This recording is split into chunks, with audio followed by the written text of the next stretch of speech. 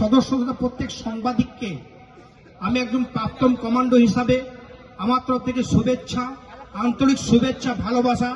তো সবসময় আপনাদের পাশে আছি এবং আপনাদের সাক্ষাতে সবসময় আপনাদের ছোট ছোট মিডিয়ার মাধ্যমে অনেক কথা হয়তো আমি তুলে ধরি, আপনারা জানেন।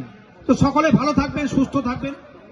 সর্বপ্রথম বলি, এই যে সম্প্রীতি উৎসব আজকে বাংলা জুড়ে যে সম্প্রীতির উৎসব যেভাবে পালন হচ্ছে, ভাঙনের মধ্যে এত সুন্দর একটা জায়গায় একটা বিরাট গর্বের বিষয় বলতে পারেন।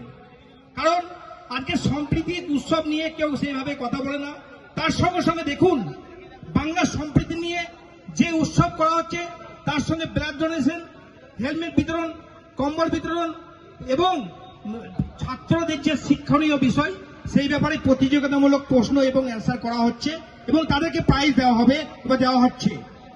কারণ আজকে যে বাংলা স্থিতি যেভাবে রাজনীতির চক্রান্ত হচ্ছে, যেভাবে রাজনীতির শিকার হচ্ছে সাংবাদিক বন্ধু থেকে আরম্ভ করে আমাদের সাধারণ মানুষ, এর আমি তীব্র নিন্দা এবং প্রতিবাদ করছি এই মঞ্চ থেকে, প্রেস ক্লাবের মঞ্চ থেকে। কারণ সত্যটাকে সত্য বলে তোলে এই সাংবাদিকরাই।